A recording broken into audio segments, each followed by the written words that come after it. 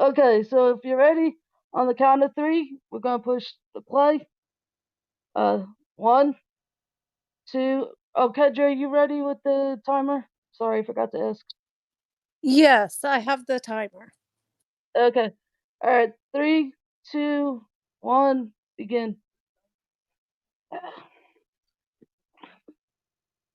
Good job, Lynn. Nice work, Lynn. Thank you, guys.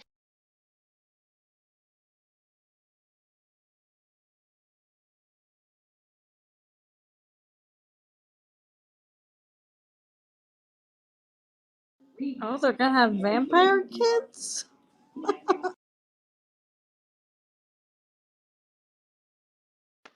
Were vampires a thing back then?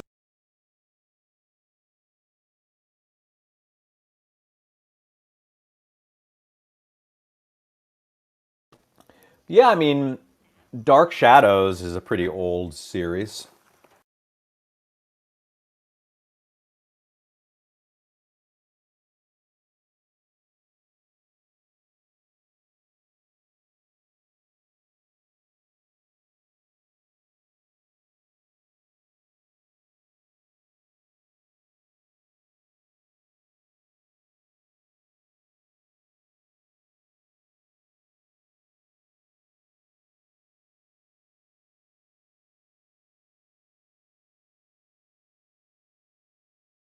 I love the flashbacks.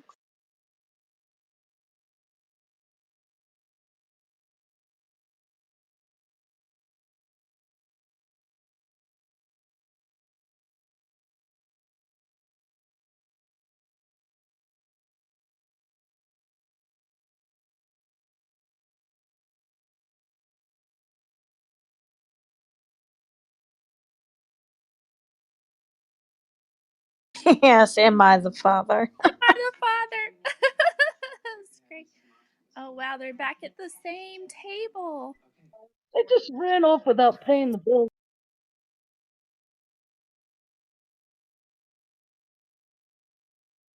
It's good. It's really cool. His performance got like a little more tired.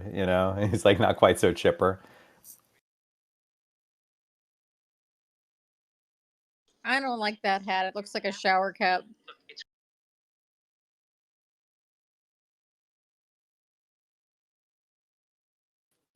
And the yellow doesn't really tie in with the rest of the outfit. I was thinking the same thing with that hat. It looks like a shower cap or a prairie hat, like Little House on the Prairie.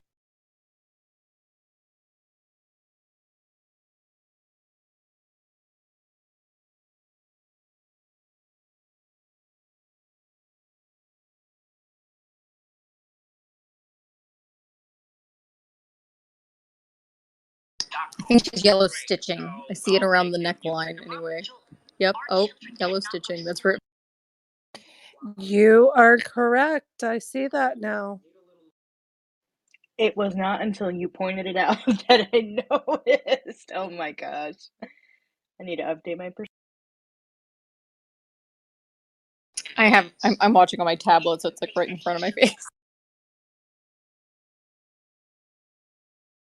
If he goes to Queen's, you promise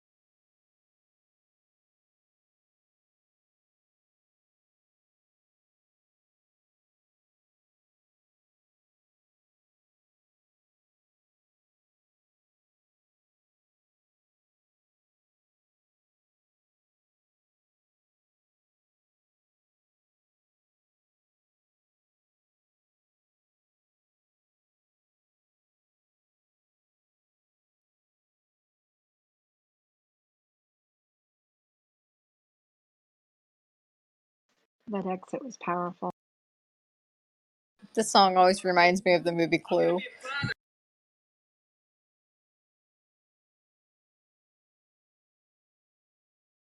That was very cool. Oh.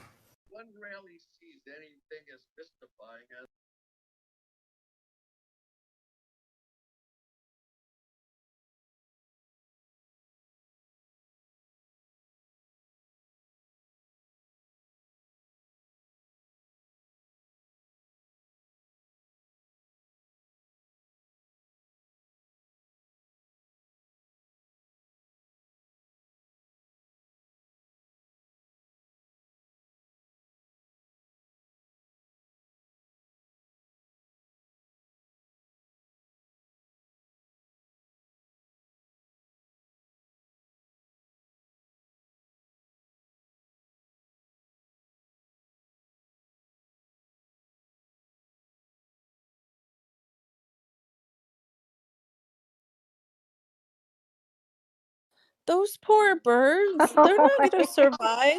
That towel. They're not For your city hand. birds. Yeah, you don't do that to those birds. Not New York City.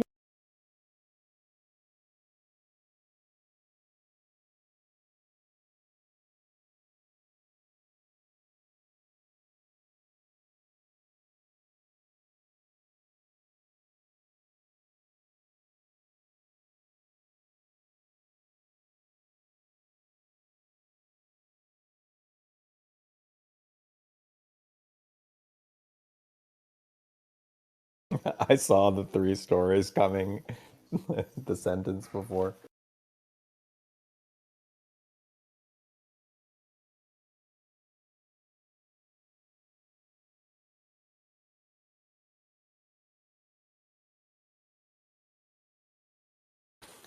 Quite a elaborate story there.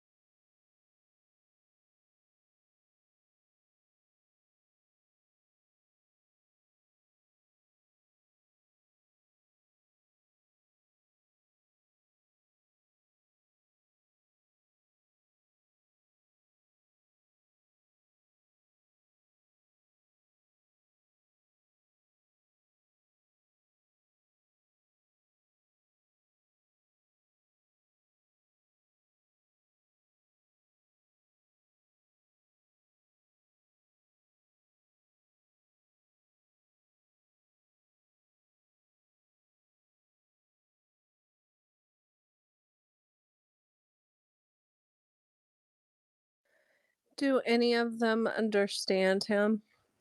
I was just gonna say, I this was is wondering. giving like Midge in Paris kind of telling her whole life story in front of that crowd in the club at the Well, that's right. It's kind of like Joel finally having his moment on stage. She's working Oh, on her break. yes, Zelda is so precious. I love her.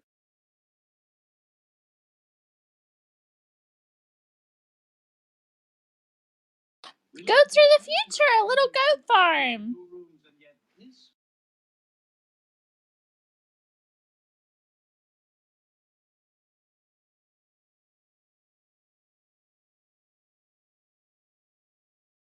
Absolutely love the yellow kitchen. I am in love. Notice Zelda's got a blue uniform now It's instead very of pink. 60s looking. Because she's got the neighbor's uniform on, I think. Working next. Oh, is that what that is? Yeah, she actually is employed by the neighbors. She's on her break, making them tip. Oh, that's right. I forgot I missed the last couple episodes of rewatch.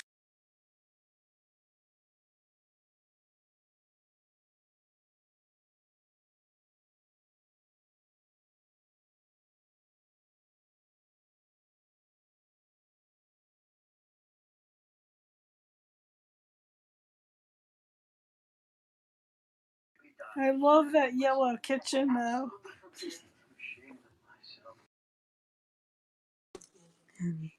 Yeah, and they've got yellow bowls, yellow food, Yeah, everything is yellow. yellow in the glasses. Yeah, it's very yellow.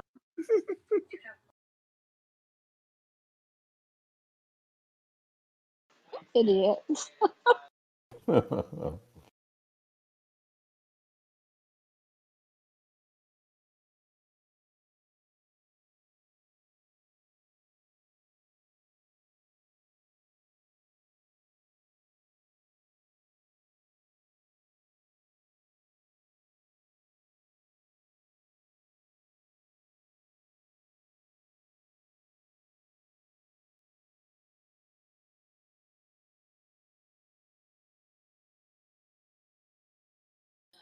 Look what Joel managed to do.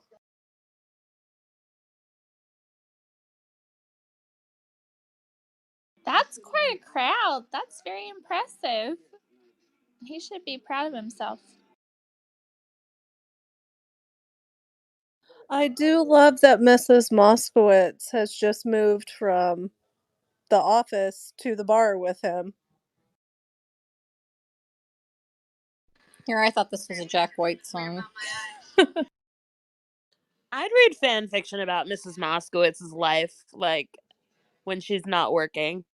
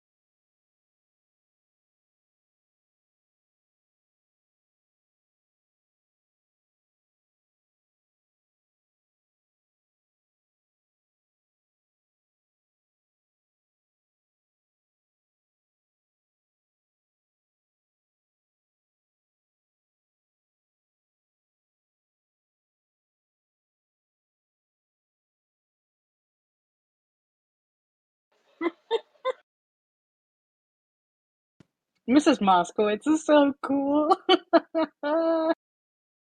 She is pulling out that bat.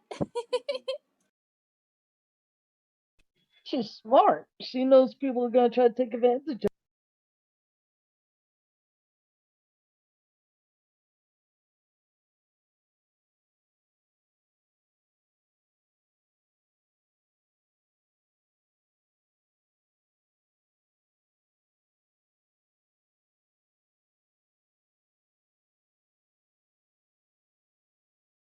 This was the scene we've been waiting for. I've been waiting for. They're so much alike. They're gonna like each other. Oh, they're gonna love each We'll be friends.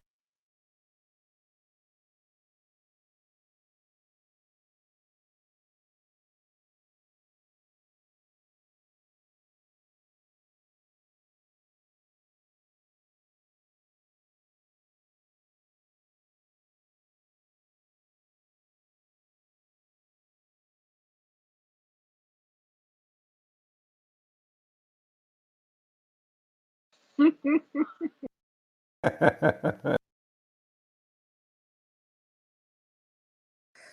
Oh, and there's a stage and a mic. Of course she's gonna go on All stage. lit up. She's gonna save the night. Try.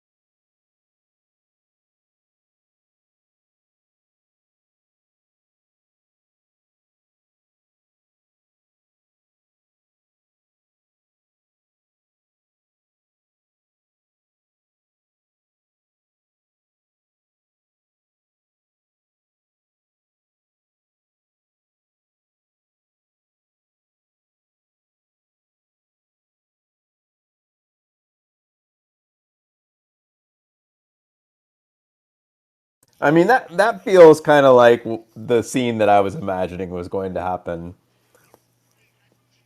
I love the scenes that are set in the garment district. It's just so like I like that hat. That hat might look a lot beautiful. like a hat that's Right. coming in our hats This collection. reminds me of a scene from an earlier It season. looks like a cupcake. A Frosting. I'll just rosette. talk about the hat, but the coat is gorgeous. That color, superb. It's very Yeah, the thin. coat is nice.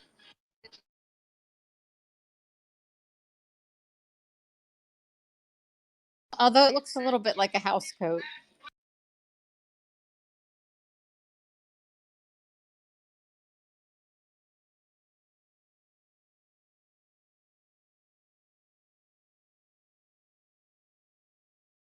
So she wants to buy the apartment, I'm guessing.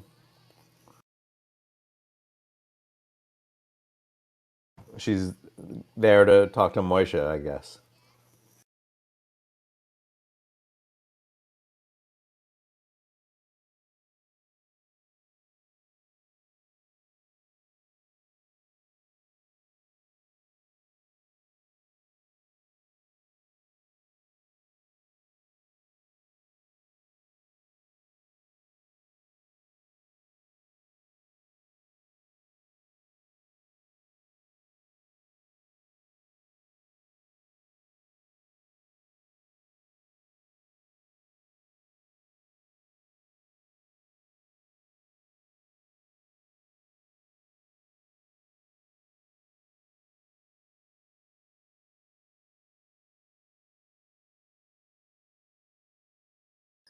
Oh, that might be cool now to have arms that are 2 different sizes.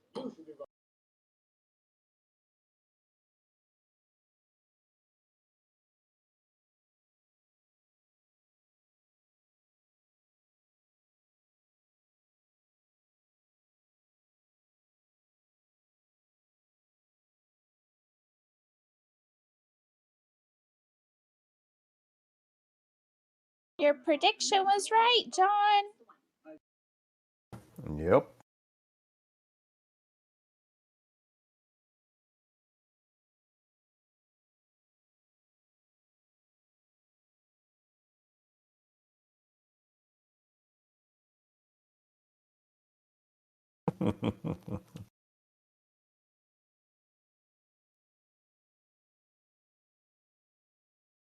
Uh-oh. Has she been holding on to all her money?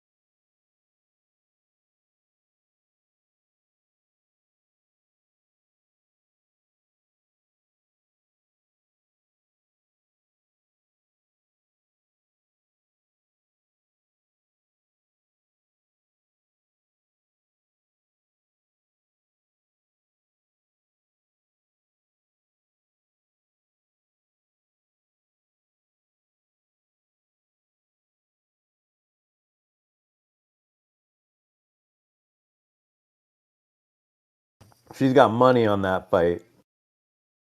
I think she's got money on every sporting endeavor that is happening in the Yes. entire freaking country. Yes. Do you think it's Midge's down payment for her house? Or I think Midge Ugh. has No, no money. afraid that's the case.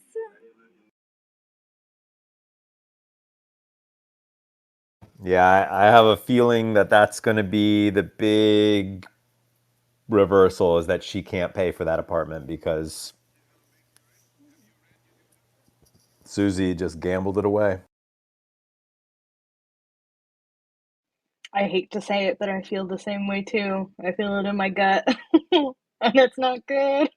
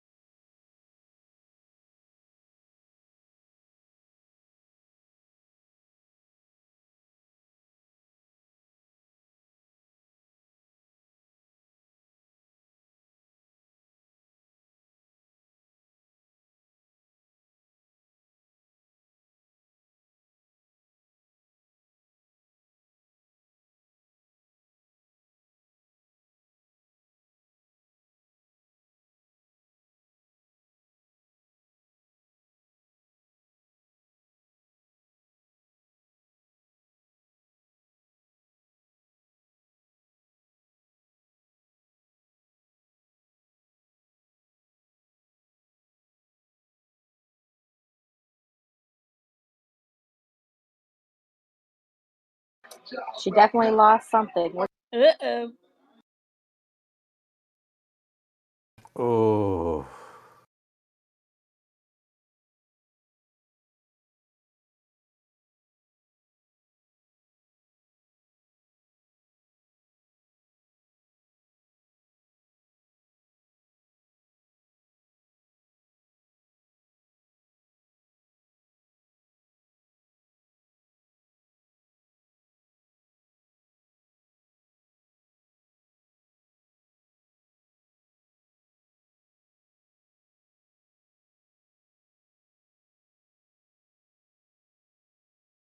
Oh. Something tells me it's not. It's a lot of money.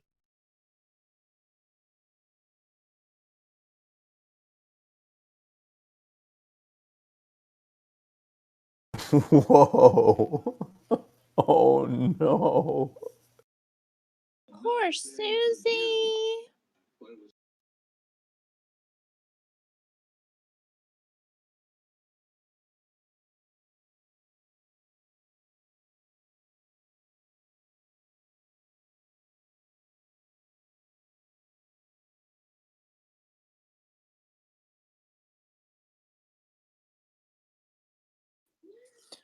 I hope she just learned a lesson. One could hope. Oh. Well, that was heartbreaking. Look at Rose's hat. Oh, she match made the couple and they're getting married.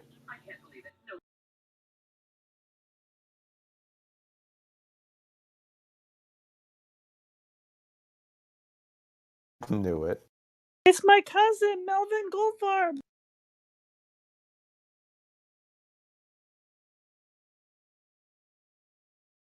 I'm related to the Weissmans now.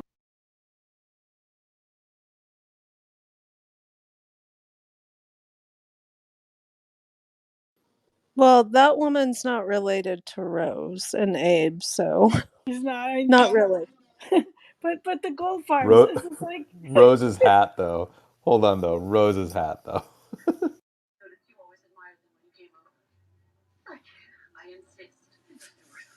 But it's my long lost cousins.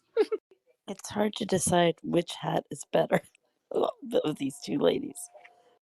She just I offered like her them her both. wedding ring. I like them both. Yep, she's gonna become a matchmaker. Matchmaker, matchmaker.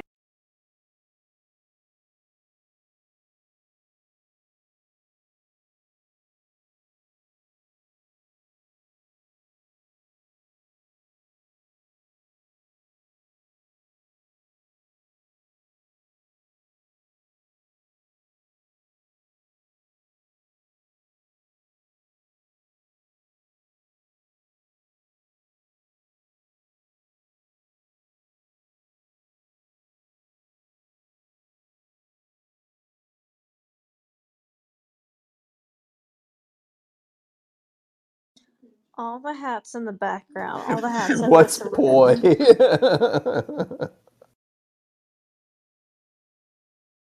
They found some really interesting hats for this whole scene, background talent and all. I mean that the hat that Rose is wearing looks like a balloon. Like it looks like it's actually blown up with like it was pumped up with air. It looks Oh, too big for her. Like It's Benjamin. I was thinking her hat looked like a macaron, like a cookie. agree with that. I think the hat's ugly and Benjamin is beautiful. Rose's hat, agreed. half of Agreed the there.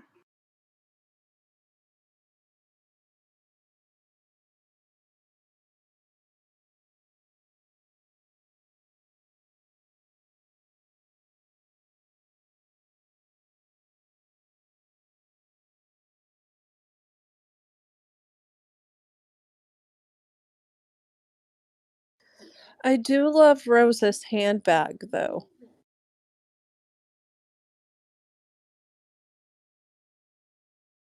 I like Rose's outfit, but the hat is just not doing it for me. I don't know if it's the texture or like the It's size or really the big. shape. It's just it may be the texture that's most off-putting to And the color was wrong for the green she was wearing. Yeah, it was a little too light.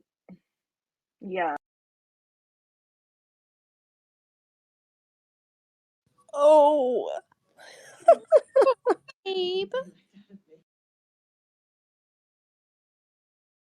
I really love that it looks like they dressed an actual theater in those bills. Like, that's amazing.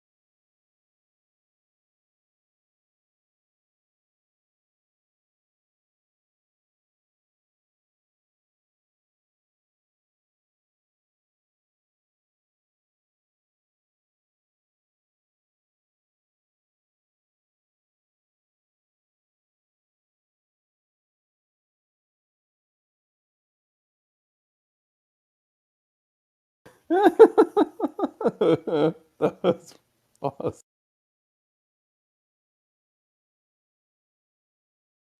I don't like Midge's hat either. This hat? I love this hat. I don't know. It's called like little This pill hat is pill nice. heads. It's like a It's just I pillbox. don't It's a like that pillbox it's hat, paired off. but I like that it kind of looks like a pillbox hat and also looks like a roll of tape. Yeah, that's what. Like it looks like a scotch tape It, roll. it looks like It has 12 character. feet of bubble gum, or what is And the gloves Yes. match the hat, which I love. the gum by the foot. Yeah. It's called. I love the hat. I really do. I like Imogen's look better than Midge's here. Yes, I have to agree with Mike you there. flashes. Who likes Midge better?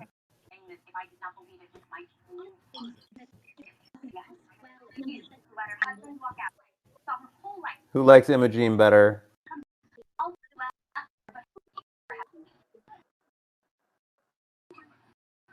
I think the midges take it. I'm biased though. I don't like Imogene, so anytime I can vote against her, I will.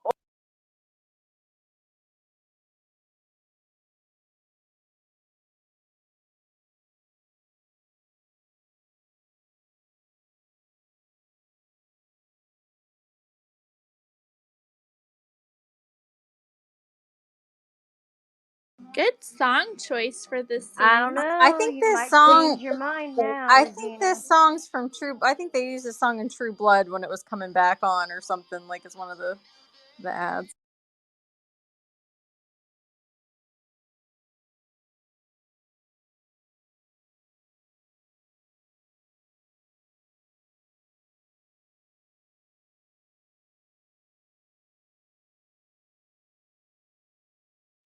Oh, that adding machine. I have one of those adding machines.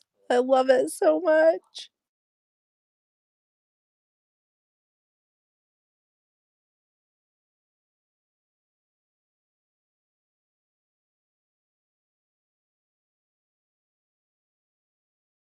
Oh, you know Susie must be desperate if she's going to Joel. Yeah, is she gonna confess what happened, I wonder?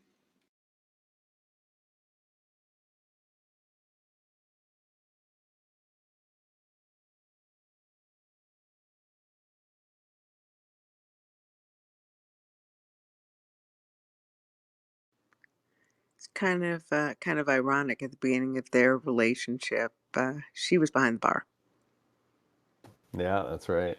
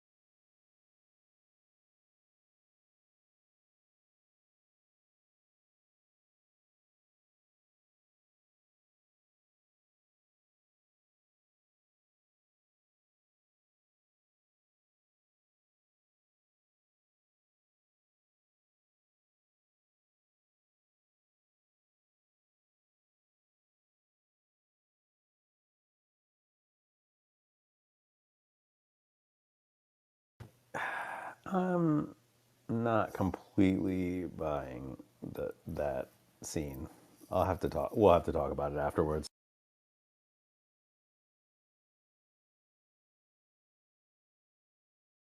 Oh, now this look on Midge? Yes, Yes. and I like this Like, pillbox yeah, hat better. I like the flowers. Like this pillbox hat, I like. It works really well on multiple levels, for sure. This is probably one of my favorite outfits so far.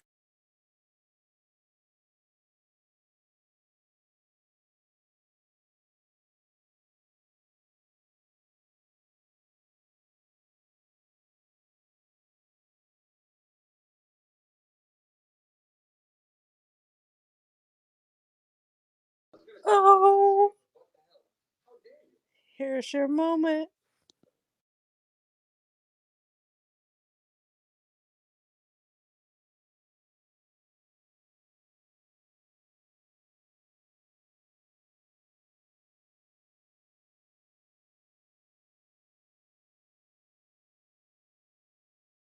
Oh, Midge, so classy.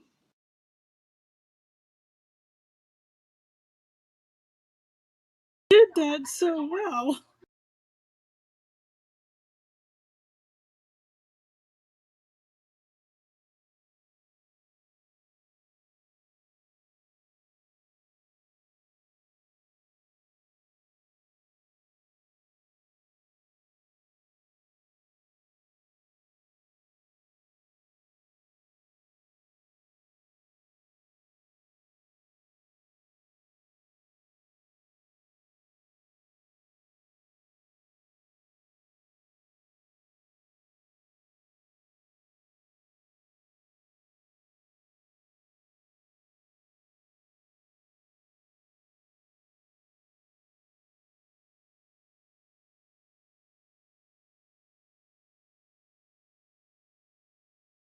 All right, I take back everything I said about Benjamin in our last episode.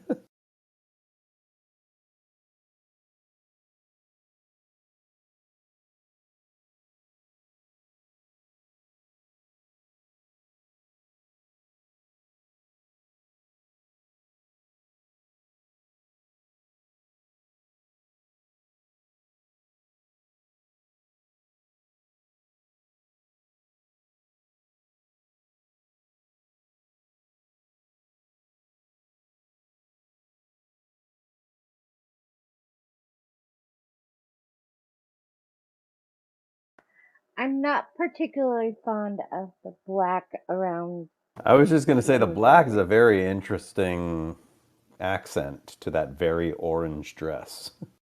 Oh, I love it.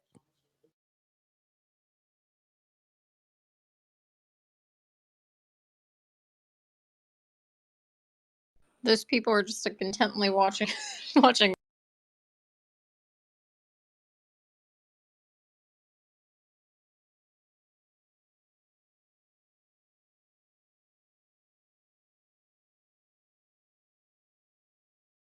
It is interesting that she chose to write a letter instead of actually having a one-on-one conversation with him like she is now.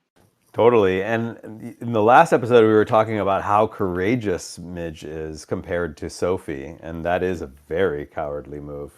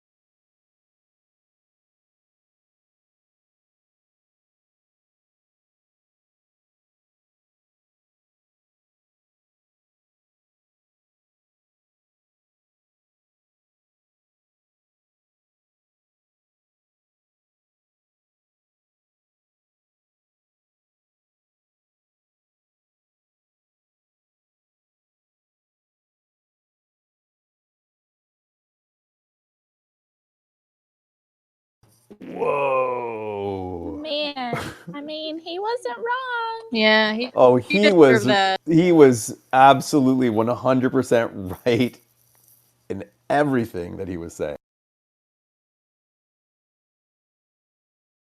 Oh, I love her outfit. That is a great outfit. Oh, it's time to harvest, everybody. That's right. We started a little late. Thank you, Diane.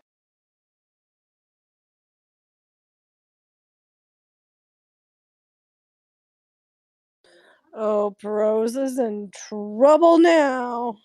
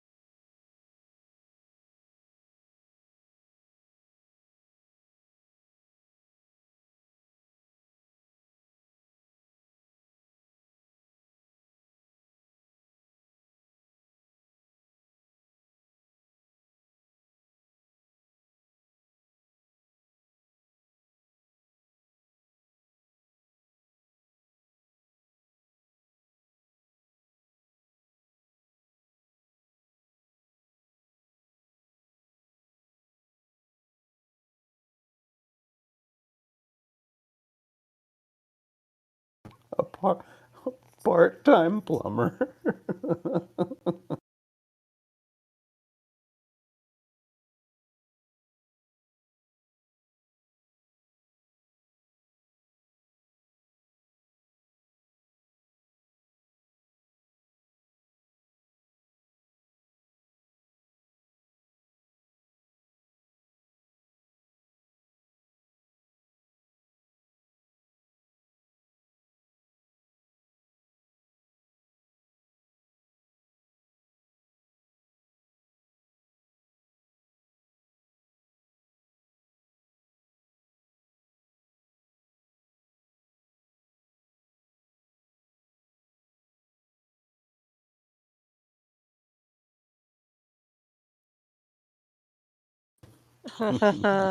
She's a genius. Oh my gosh, so good.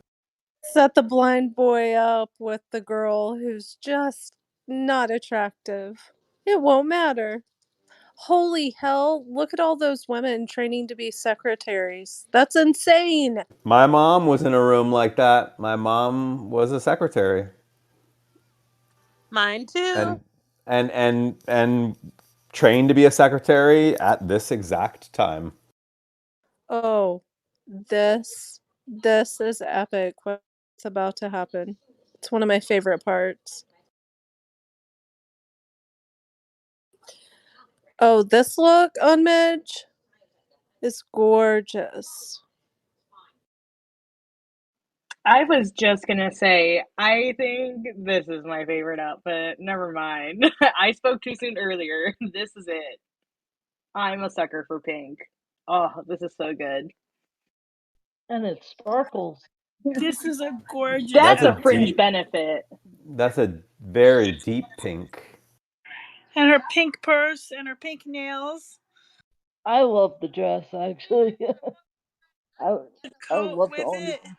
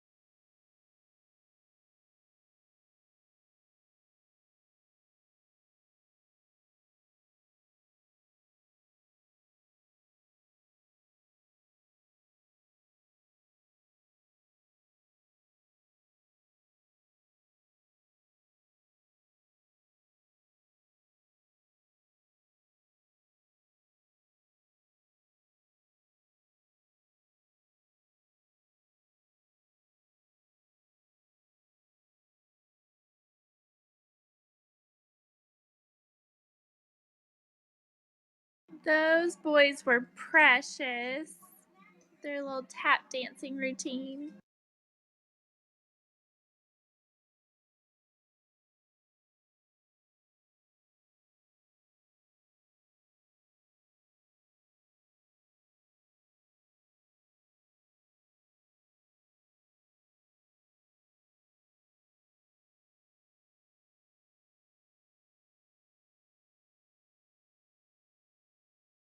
That looks like a church potluck if I've ever seen one.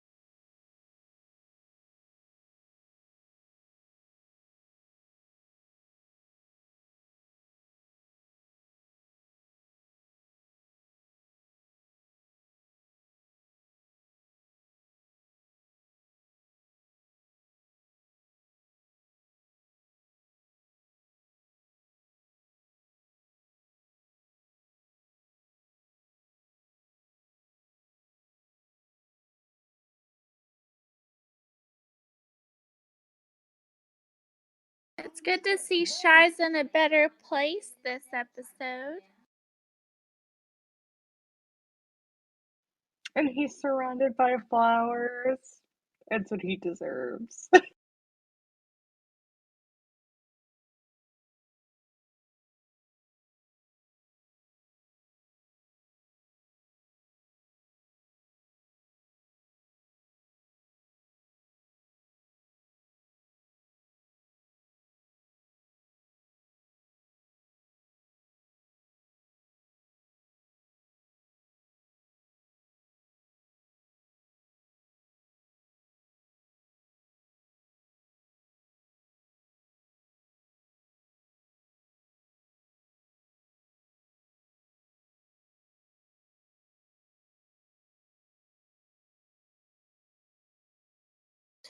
Yes, Mom's Mabley.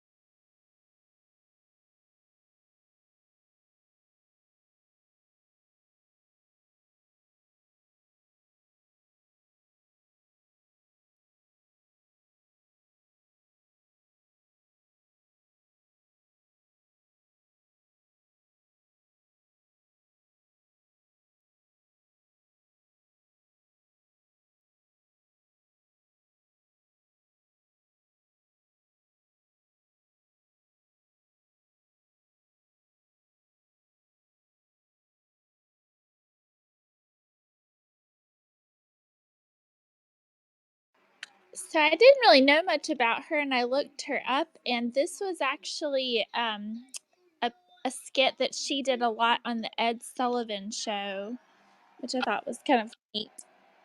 Yes, and she modeled much of her persona on her grandmother.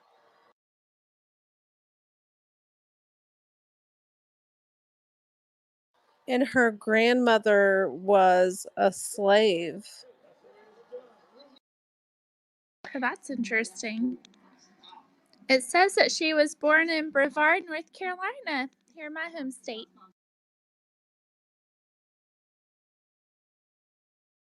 Oh, that's in the mountains. Yeah, she had a rather interesting life growing up. I can share more about her later. I'm a big fan of hers.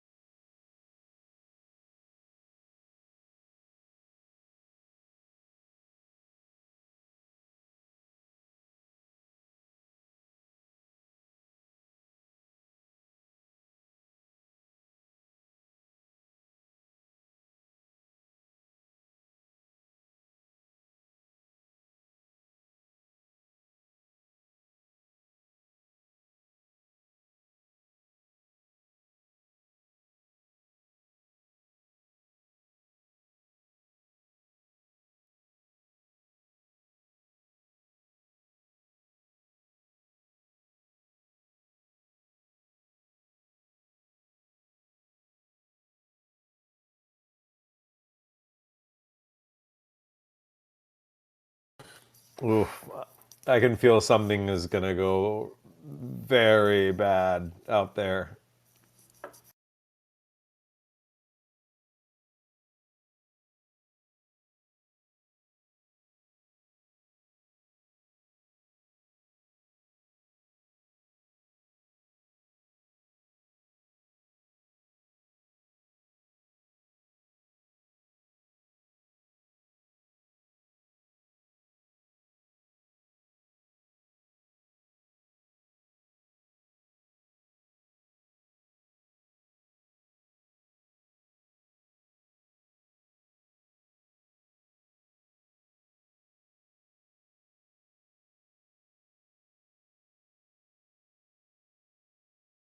This is not gonna go well.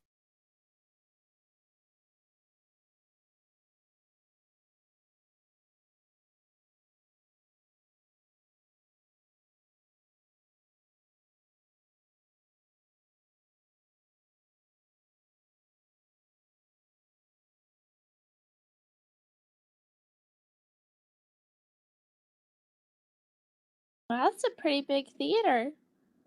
I'm guessing that's a real theater in New York. Well, Diana can probably tell us. Showtime at the Apollo. You didn't ever watch that growing up.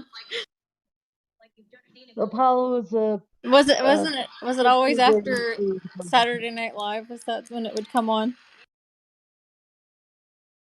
Yeah, but it's a very famous um black theater in Harlem. Like hugely famous for the community, but also like just legendary for everyone that performed there. They became huge stars. I actually went there when I was in college. I thought the theater was smaller, but It looks it's a very small. nice It looks theater. small from the outside, but the inside, I've actually never been inside, but the outside it was looked really small to me.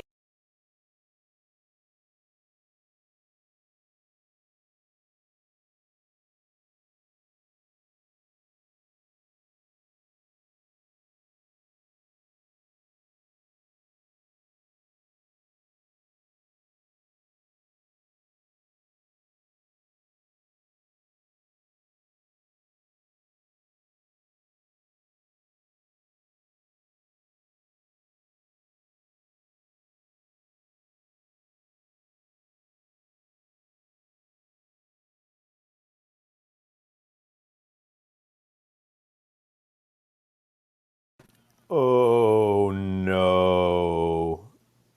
Oh no.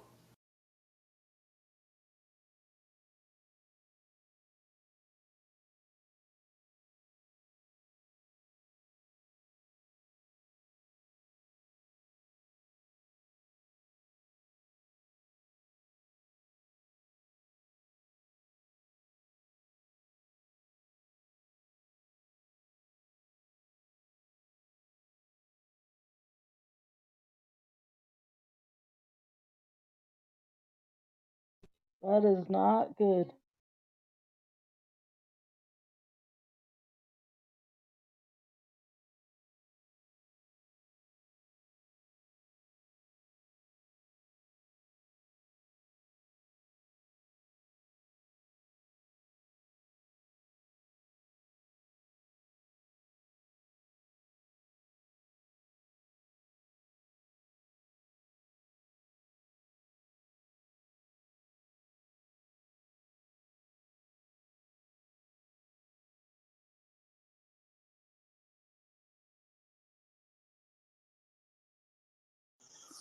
Oh, hell. Oh my goodness.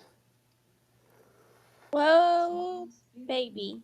Oh, insurance fraud. Hmm. Insurance fraud? What do you think? Yes. That's right.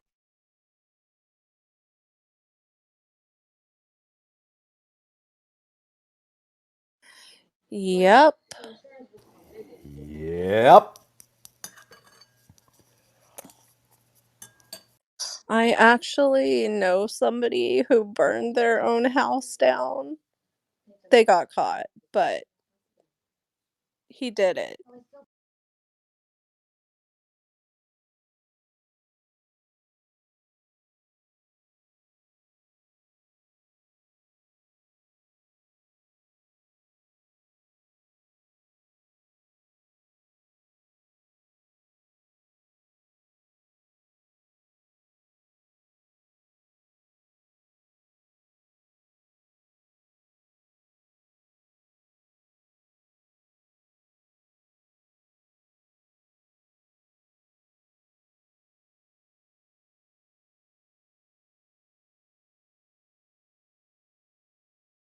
Something tells me that Shy is not the type who likes to be roasted.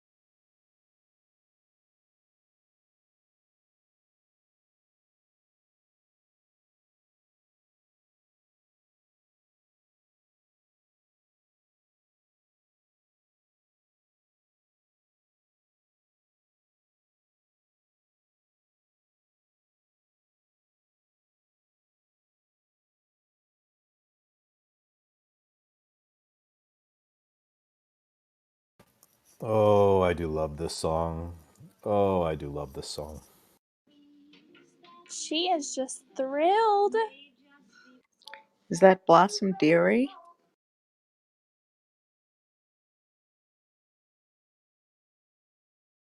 It is.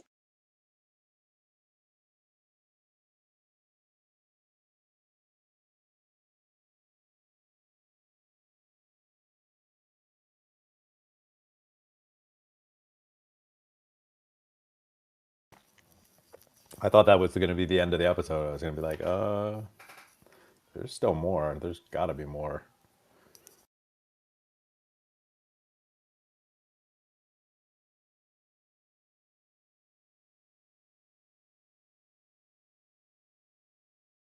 I don't think they have enough hat boxes.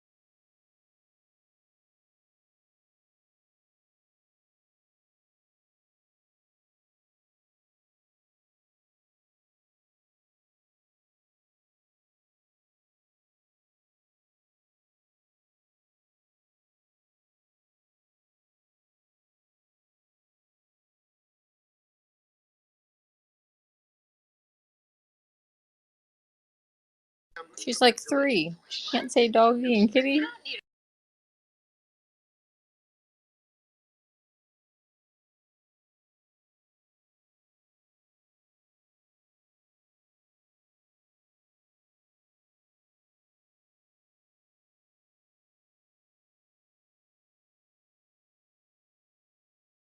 I mean, is that supposed to? Are we supposed to assume that her daughter has some sort of learning disability? Oh, I don't know. Maybe. I don't think so. I mean, that girl looked old. She looked like she was about, like you said, about 3 years old. Do kids not speak at that age?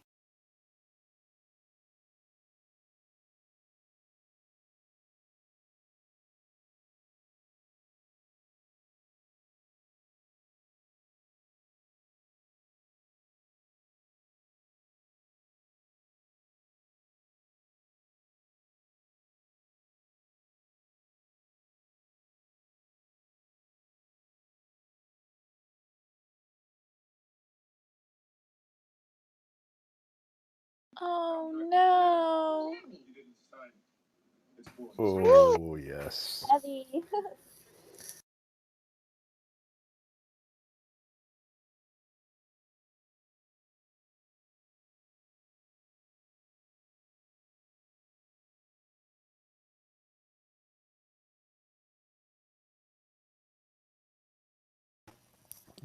Sort of alluding to the fact that he's, yep.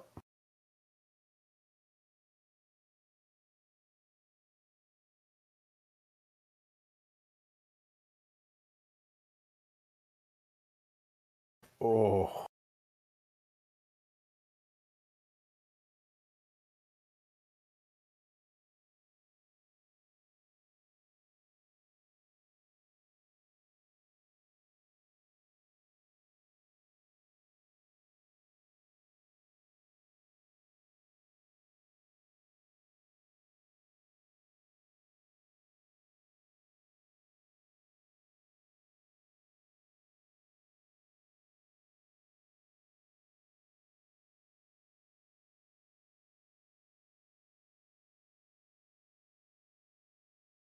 oof.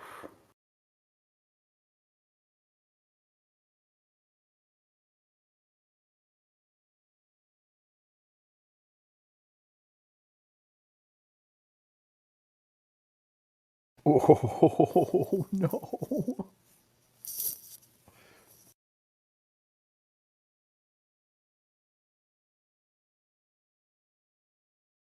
Yeah, you can't go back on that.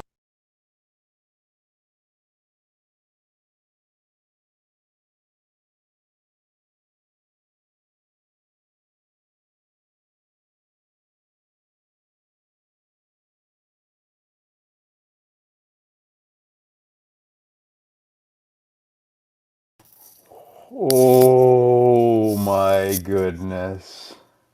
Oh, my goodness. Oh, my goodness. They packed so much into this episode. This is why I wanted to be on the couch. Oh, Oh, my really? goodness. Uh-huh. Oh, no.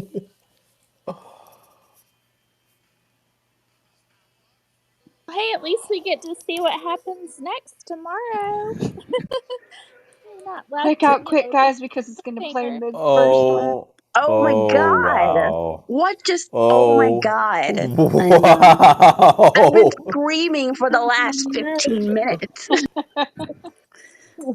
Well, now you know. Oh my That god. was crazy. That's, And Now you This know is my why okay. we've all-time been favorite waiting song for too. 2 years Sorry. for season 4. So we've I been love I Rebels assumed Casella. I assumed that the big kind of the big reversal was going to be that she has no money because Susie just gambled it all away. Yeah, that was hard I not to did say not anything see when you that said that. coming. You had it Oh very well yeah. fleshed out too. But I thought she was going to just like bomb with the audience at the Apollo. Honestly, I thought she was going to bomb and then they were going to drop her from the tour. I had no idea that's where it was going to go. Oh my God. I The thought second that. she started talking, I was like, stop talking, stop talking. Yeah, I mean, I definitely thought she was going to get in trouble, but I thought that there would be like, there would be a scene between her and Jai. Hope that she's learned her lesson to always put friendship first and professionalism. But like they were friends, and she wasn't really thinking about what she was saying and how it Well, could but maybe come you across know, as in a Oh, way, that was 1 to it was 6. kind of like what happened with her and Sophie Lennon. Not that they were friends, but the fact is, she talked about Sophie and then got blackballed Yeah, I mean, for that an seems to entire be a season. problem that Midge has is that when she's on the mic and she's in the zone, she doesn't think sometimes. Because that, I mean, that's But part of it. Right, like That's the Mary's wedding. Yeah, I Yeah. mean that's part of what her actual it's like her greatest strength is also her greatest weakness. That's what makes her a really great comedian is that it's just comes right out of her. She's so witty, but she doesn't think about how all of that could affect people, you know. But I will say the difference this time is that she took Reggie at his word and she said, she's repeated it. She confirmed what she thought he was saying to her. And so not that it makes it any different in the outcome, but the consequences were, are so severe compared to what she thought that she thought she was doing what she was told. I don't know. I mean, I mean, yes and I can no. see what you're saying in terms of like she does do these things without thinking, I mean, and I she think that she feeds off crossed of her. Yeah. I think she crossed a line by opening up about aspects of Shy that are personal to him. I don't. I I don't.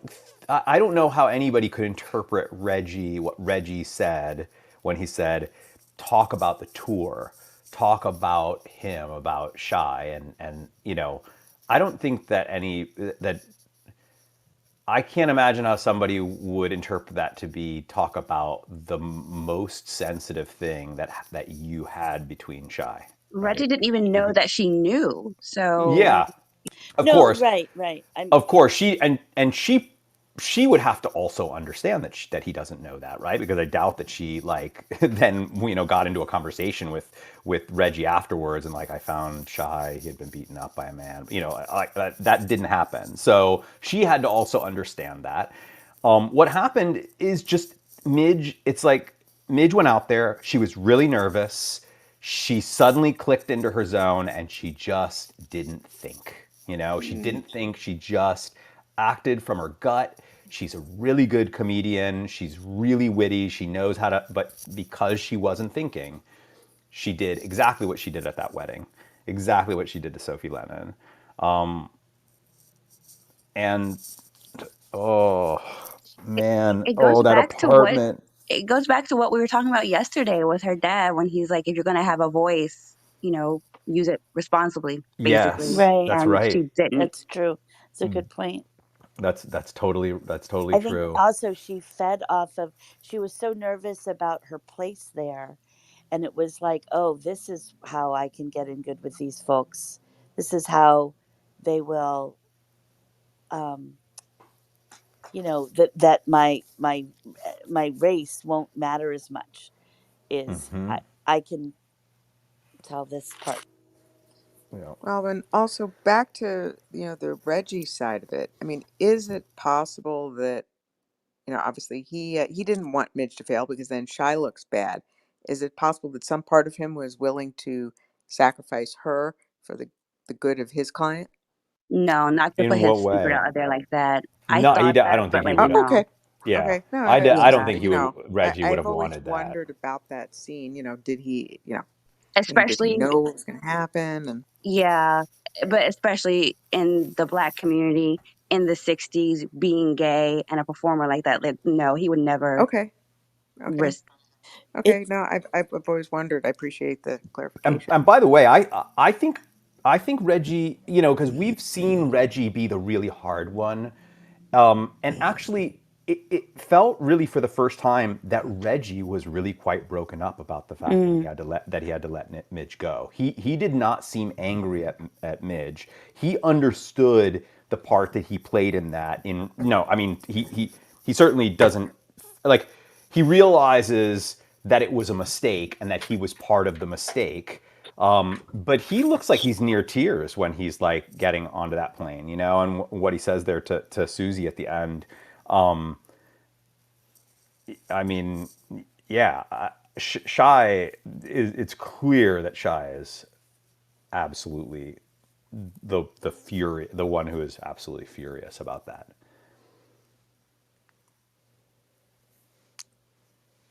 And then he had to Well, go on stage and perform after that too. Like, yeah. Yeah. Well, the thing that is consistent is that Midge lacks professionalism. Like, she has not learned that piece of it yet. She has no idea. It's almost like she doesn't understand the difference between her inside voice and her outside voice. You know what I mean? And it's tough because her her comedy is based on that outburst part of her personality where she just says whatever comes to mind. That is how she got here.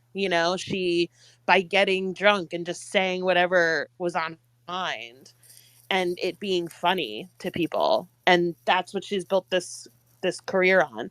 So she actually is struggling, I think, with the professionalism, which is learning how to tone it down or learning when to hold back or learning when to turn it up.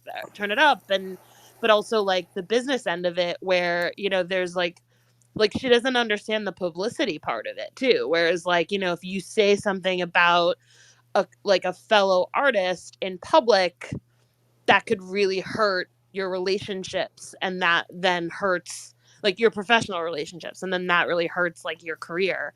And she hasn't really gotten there yet because she's just very clueless and doesn't she hasn't really separated like the stage from her life. And she like I yes, she's playing Mrs. Maisel, but she hasn't quite figured that part out yet. That's what I'm waiting for her to figure out.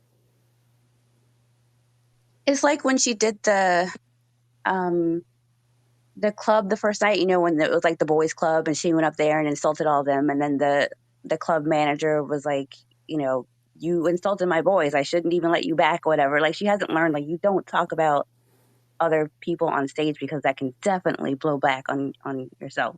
And it's been 3 seasons now and she still hasn't learned that.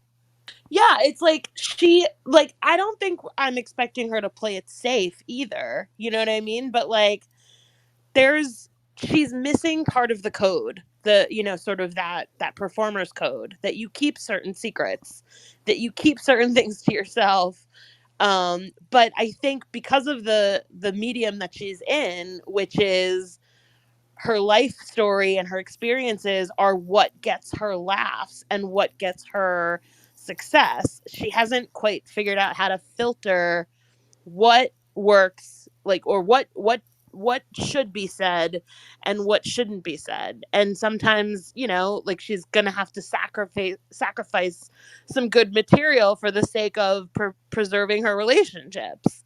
And I don't mean her personal ones, I mean her professional ones. Like, she's just not quite getting that this is a business, and that's part of it, is watching what you say and trying not to torpedo anybody else's career. I mean, what she's doing here is potentially putting his life in danger. I don't think there's a whole other thing there where she like does not get that, and she won't get that. That's not Right. her experience, so she will not get that.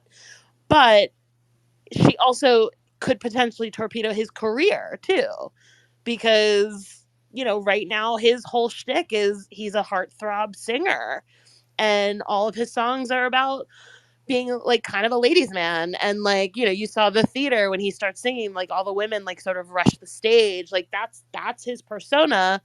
And just because she knows something different doesn't mean that that's not the truth for his career and for his the way he makes money and the way he's famous. So she's definitely stepped in it for sure.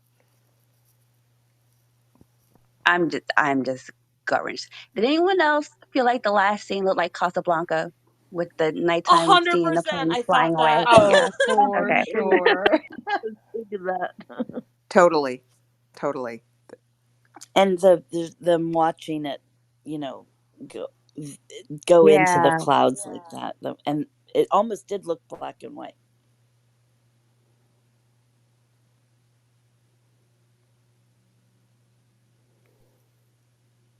I have to say, I like the last 3 episodes of the show. Yeah, the very good episodes. I Yeah, I like the last half of this season was just awesome. Yeah, just awesome. It was definitely my favorite last half of a season. I was waiting That for was a that joke. pronouncement. That that was a joke. This was definitely my favorite last episode, like finale episode of any of the seasons so far. And the last 4 episodes were my favorite, like second half of a season. This was my favorite episode. This was my favorite season. This is my favorite show that's set in the late 1950s. You keep saying favorite enough, and we're gonna stop believing you. So, oh my goodness, what's going to happen now? Okay, well, look, definitely, I definitely think that Rose has, I think Rose is going to be fine. Like, yes, there was a little hiccup there with Benjamin. That scene, by the way, with Benjamin was awesome. And definitely gave me a different perspective on the character.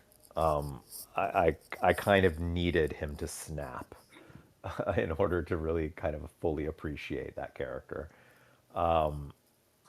But that was a really great scene. But I just think Rose is going to be fine. She's going to if if I had to guess, she's probably Midge is going to go back to just play in the town, which is not going to pay much. She can't pay for that apartment on that. But Rose is gonna make money as a matchmaker because she's good at it. And what about Abe? I was just gonna say, Abe was in his world was also enjoying a bit of success. So it's sort of interesting that Yes, as the So is the downfall. idea that he's going to become like a critic? a Is theater that critic. like a theater Yeah. critic? Oh wow, they that really pays pays the rent, that job. Um, yeah, But at least it's a measure of success in his world, like yeah. in his and truer to himself. I guess maybe that's sort of the other sort of thing to celebrate, is that he's going to be truer to himself and his ideals than he was before. What a, what about the scene where he was hit with the tomatoes? Did anybody else think that scene was shot in a very weird way? I mean, I it What? was. I mean, It it was was funny. It ended up being really good, and I think it was. I think it worked what they were doing there, but it was very strange Because that you he couldn't was. see the people who were Yeah. You didn't doing see it. the Yeah. people. You're here. It like the people are like they kind of sound a little weird. Like it clearly sounds like their audio was like recorded in a sound studio, and just like the whole thing was very very strange. I kind of wanted to see the fight that he had, though. Like, we didn't get to actually see that part.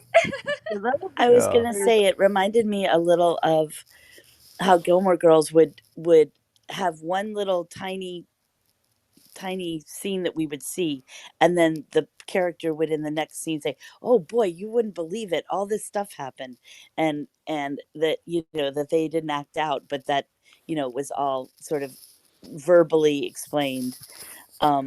But it also reminded me a little bit of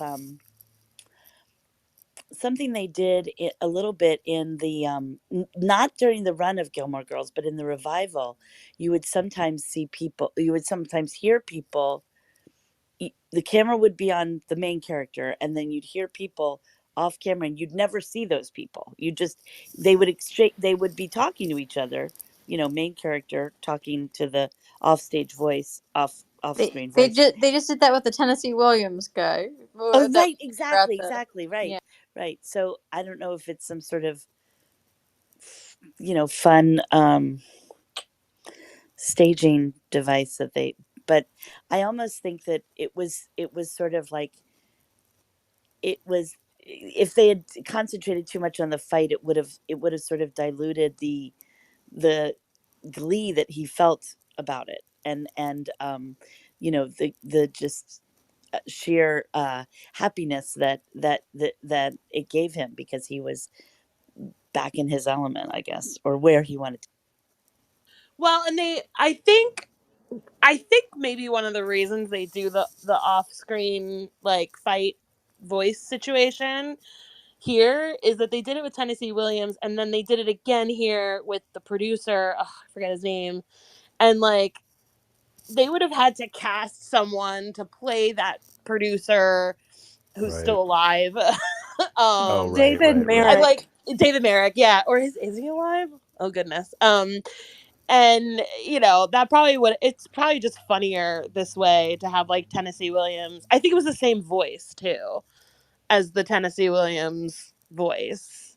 We'd have to go back and look, but it sounded eerily similar. But I think it Yeah. is funnier that it's a real life person who is very very influential in their field, who's calling to a character on screen. Merrick died in 2000. Okay, yeah. Yeah. And you were commenting on the setting of that scene, Diana. And Yeah. on IMDb it says this episode recreates a strip of 45th Street between Broadway and 8th Avenue in the year 1960, encompassing the facade of the Imperial Theater where David Merrick's Destry Rides Again is tenanted. While the black and white artwork for this show is a crude anachronistic mock up that bears no resemblance to the original, the billboards for Do Re Mi, The Unsinkable Molly Brown, and An Evening with Mike Nichols and Elaine May are vintage reproductions. So when you said they did such a good job, they did. Oh yeah, and I it looks like 45th Street. Like it 100%. I would have believed that they filmed it right in front of that theater, and they just all they did was replace all the bills for the day. Like I totally believe that, because it looks so, and it's only a small section of the street. It's just right in front of that theater and the surrounding billboards. So I wouldn't be surprised if they filmed on 45th Street, or maybe they did it like in the Village or something at like another theater. But that is what it looks like. Like that is not, to me. That just felt like I could have walked past that tonight and it would have looked the same.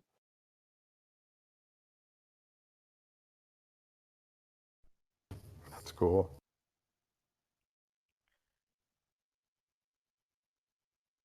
I also love the scene between Rose and Midge, and Rose saying, "Your father blew up my life too." I thought that was so poignant.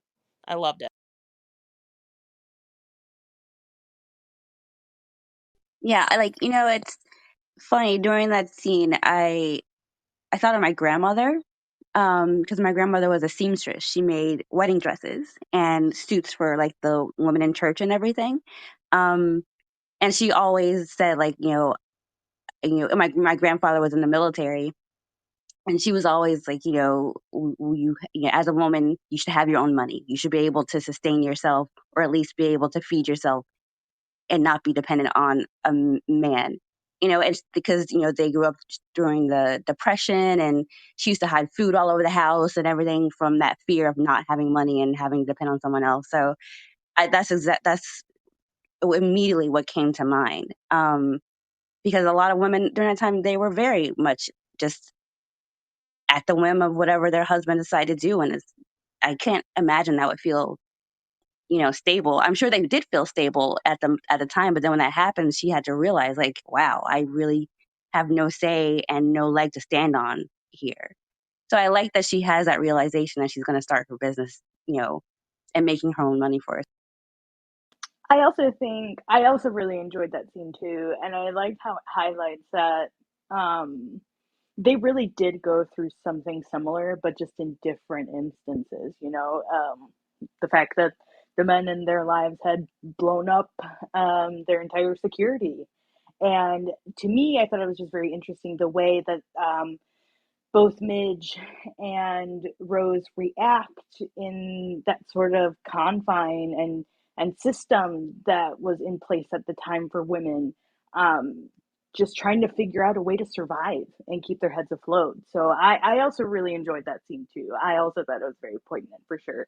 Except I feel that there's a difference in the way their men in their lives blew up at them, because Midge is much younger than Rose when her husband, blew up at her. And she has a whole life to live and to grow and to figure it all out. Now, Rose, being older, she has to start over, and it's very hard for a woman of her age to start over. So there is a slight difference on how their men blew up and where they are in their lives. Midge's life, Rose's life, she already had her children. Her children are grown. She has grandchildren now. And so she needs to still have that relationship, I think, with them. But she also, where does she go and how does she figure it all out? And Abe is still in her life. As Joel, Joel will always be in her life because they have children together, but they were much younger when he blew up on her and, messed up and ruined her life, or so-called ruined her life.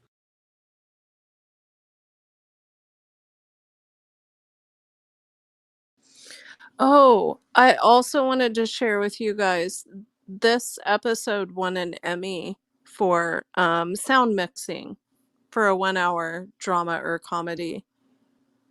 So this is one of their Emmy winning episodes. Sound mixing, like having an off-screen voice, having a conversation with the main character, that kind of sound mixing. Well, I'm not certain what sound mixing entails, but I'm happy for them that they did such a great job that they won the big prize for it. They did, indeed. Susie and her sister burned down their house for insurance money. Yes. I Do what you mean, have to do, I guess. neither one of them, really cared about it, and they hate their brother, and that's what he was gonna get. So I think the brother was gonna get the house. Or were the girls getting the house? Oh, the brother got nothing. Yeah, the brother got nothing. The girls got the house. He But smelled he was like talking their about father. bringing his mother-in-law in. Yes. And neither one of them were attached to it or wanted it. I don't see any other way Susie could dig herself out of the hole she dug for herself. I mean, she made a mess of things. I hope she learned a lesson. This episode was longer than most, right? Yeah, Yes, it was an 9:12. hour and 16 minutes. Didn't feel like it. I agree. I thought that it breezed by. Yeah, this one felt like shorter than a lot of the other ones. Some of them felt longer. Yeah, I mean, it And was just sadly, good this narrative. was Brian's last episode because he passed away a few months later. Oh yeah. Who? Yeah. Brian Uh, Tarantina, who who plays play, Jackie. who plays Jackie and also played Lucy. Bootsy. Oh, Bootsy. Yeah. So he's not in the next season. No, he will not be. I wonder if they'll do some sort of an honor to him. I'm sure. I mean, they were friends. Yes, I'm sure they will. I wonder if Chester will still be around. Oh, Chester Well, and his if teeny Chester tiny will, towel. I don't really if understand, why is Chester there? Did I miss something? he's Well, What's up? obsessed with Susie, Chester or Susie. was the weirdo in the Yeah, of Catskills. course. Yeah, of Yeah. course. I Well, got that. What's he doing in her house? Well, he's so enamored with her, he's stalked her, and he, kind of just, I'm assuming, bumped into Jackie and was like, played dumb. Hey, I need a place to live, and Jackie subletted to him because Jackie Okay, didn't got it. think Susie So it's was just gonna a come so back. it's just an absurd joke. It's not.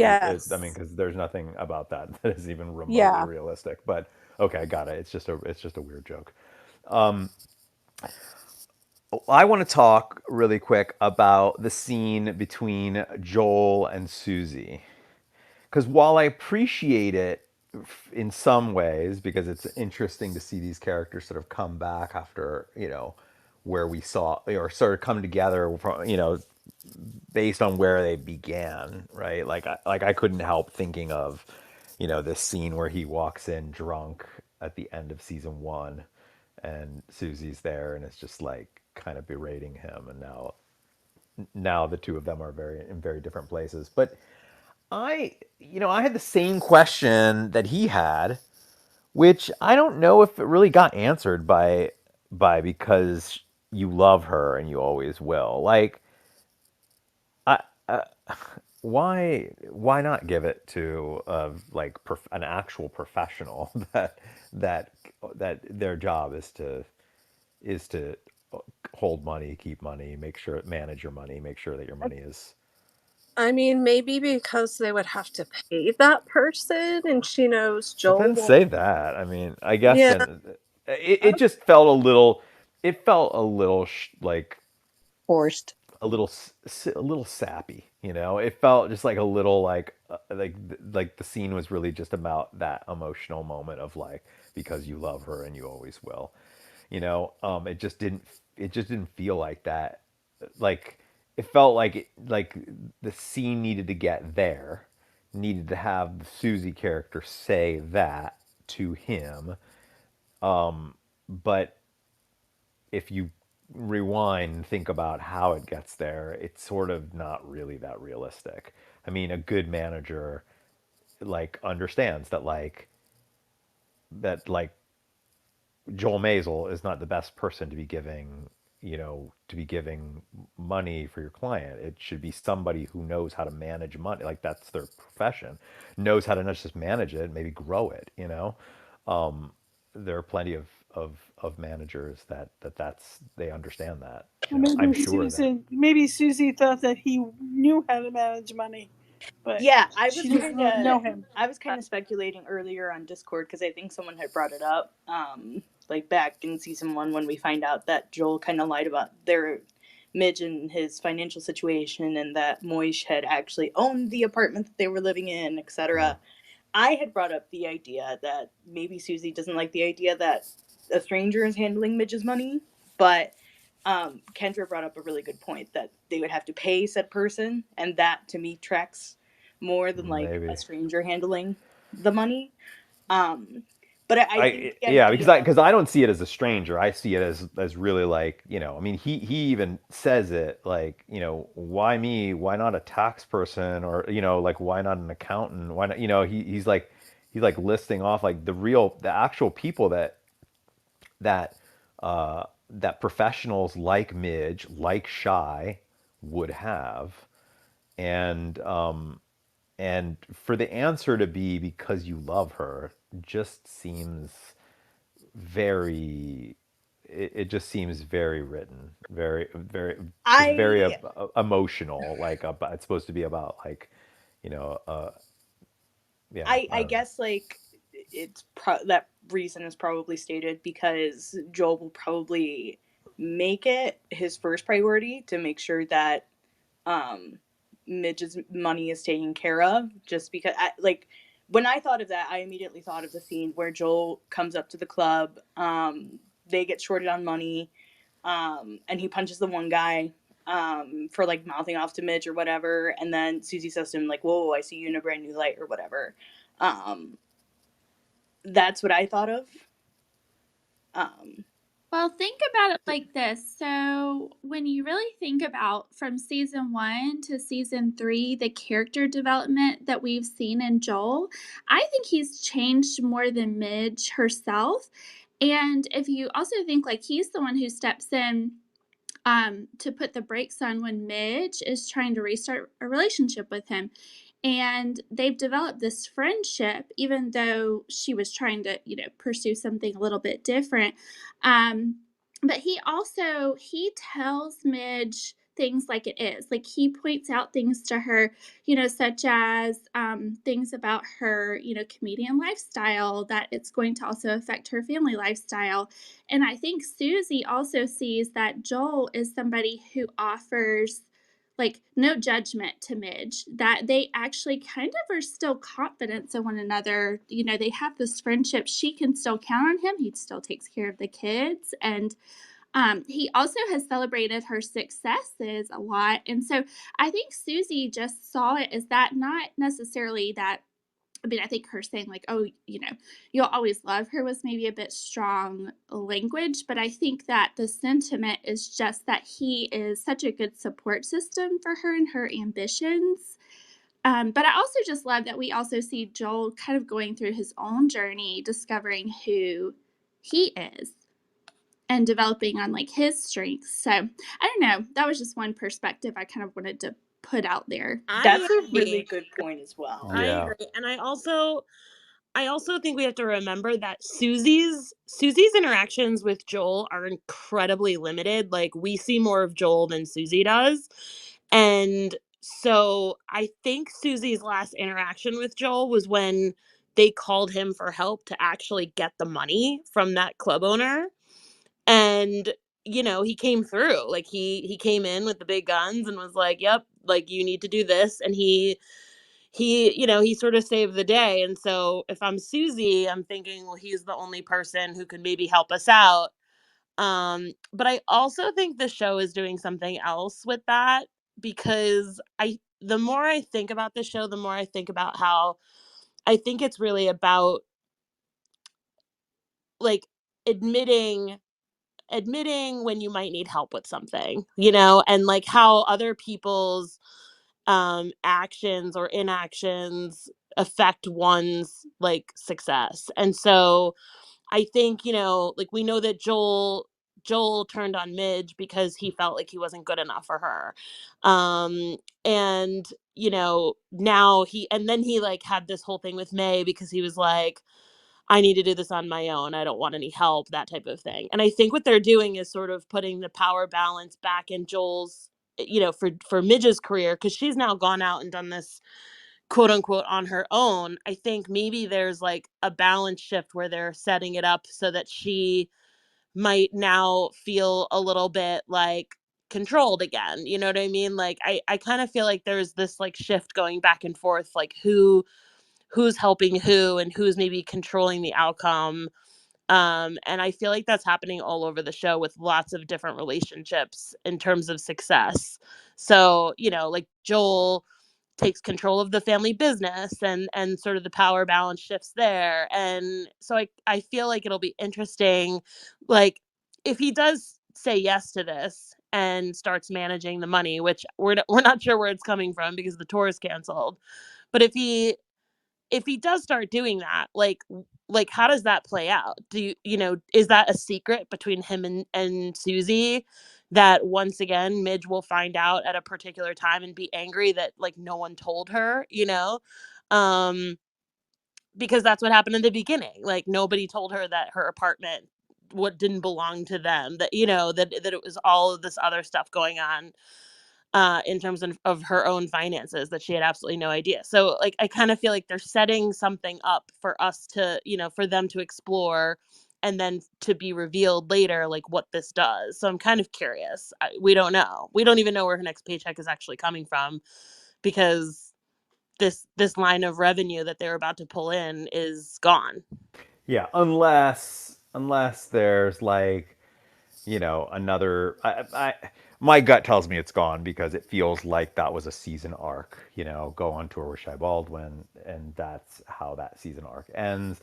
And Shai comes back as a minor character in the next season. They probably like make amends and it's fine, but I doubt that she continues with them. I think she's taken a hit she has to go back. She takes several steps back. Again, she's performing in, just in the city at various clubs, making her way back up. I'm I'm thinking and hoping really that the story is that we start to see her take more of the track of Lenny and be more interested in becoming an important voice in society rather than just a you know a famous comic. I'm gonna say I have a feeling that that's how they're gonna go, but I can't say for sure. I'll make like a soft prediction on that. There was something else that I was going to say about. Oh, I know what I was going to mention. Was I the only one who, when she was performing at his club, she says, "My ex-husband, soon to be ex-husband again," because they aren't officially divorced, right? From this thing that happened in Vegas, they still need to do that again. Is that Right. right? Yeah. Am I the Yes. only one who thought, why are we not getting a good shot of May in this moment? Because I was Oh, just thinking that about that. has yes. got to be No, new news to May. I thought of that too because because I did like that whole exchange, and I thought that that might be Yeah, a because May called her said you're the ex-wife, right? right. So that, as far as May is concerned, they're divorced. That's his ex-wife. Um, May doesn't know about what happened in Vegas, and that kind of outs him a bit, right? Like, doesn't that? Yes, but there's something about May that makes me think that it might not be that that might not be a deal breaker. I'm not. I Maybe. you I know. mean, I, May certainly is jealous of her. yes. Yeah. That was a bit of a surprise. I didn't think that they were going to do that. I thought that it would that there would that the two of them would have a little bit more of a cordial interaction. We might still get that in the next season, but I love the way she just said, "I'm going to be a doctor" or I something see. like that. I thought that that was actually out of character for May. May is so confident. Why did she need to say that? And then when she said, "I'm going to be playing the Apollo," like you could see May was a little like kind of put in her place a bit. I think. I don't know. Maybe she Well, wasn't. Maybe she was like, "Oof, okay, well, good luck." But there was that there was just something about that was I didn't expect that to. I thought that the two would actually kind of get along a little bit better I than they did, I but think there they was a.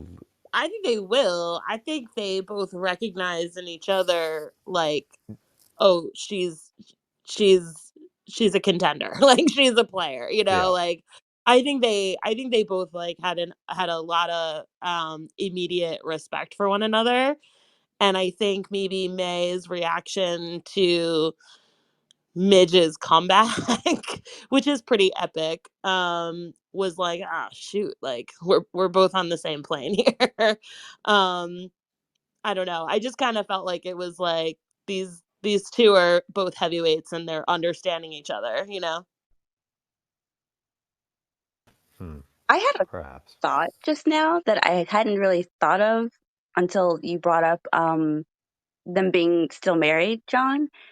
When did like women start paying men alimony and stuff in divorce cases?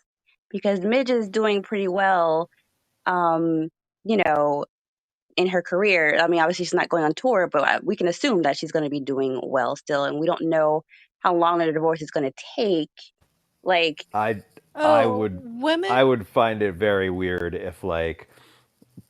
if somehow I would find it very weird these if this where you're going with it. I don't know if this is where you're going with it, but mhm. if a Joel even like made that an issue, he doesn't strike me as as the type who would want to take alimony from his ex-wife, and being that he can it seems to not be able to deal with the fact Hmm. that a woman could actually help him in any way. Um, I think that a judge would probably laugh at the idea that that he'd be trying to get alimony from a Vegas wedding from a Vegas marriage that like happened like drunkenly one night and then like the next day they need to get a divorce.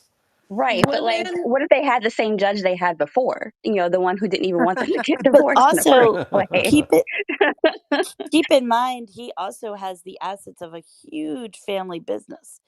And That was what I technically was gonna also say, he's which is for he's got money, so I don't yeah. think Yeah, that I that's he. true. mean, they wouldn't they wouldn't they wouldn't award in any case, even now I don't think if those two people, one who's drawing a salary from a performance based, you know, job, and one who has the asset of a family business that I believe he's still drawing a paycheck from. Um, I think that if anything,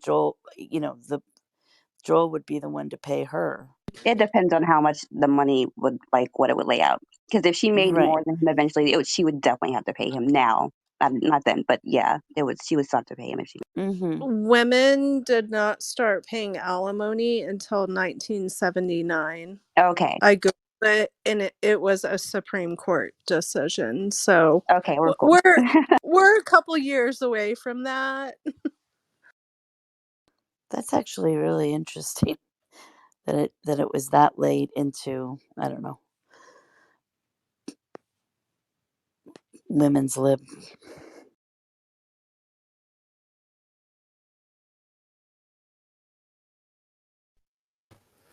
I haven't been like a big fan of Joel this whole series, but I actually liked him in this episode and his growth with the um with his relationship now with May and then him opening the club and uh, I don't know I'm starting to like him now. I think he's a great character. I think he's such a fascinating and well written character. I think this episode is particularly like we see that really well in these two juxtaposed scenes at the very beginning. We see who he was back then versus who he is now, just the tone of the character. I I I, I really love the Joel character. I think he's really cool. I agree. I Yeah, agree. I mean he's made some very big mistakes. He's lost a lot in the mistakes that he's made. Um, he would be the first to admit that he has. Um, and I just think he's had a really interesting journey. He's still learning. He's still not there. Um, obviously, but I don't know. He may never be there.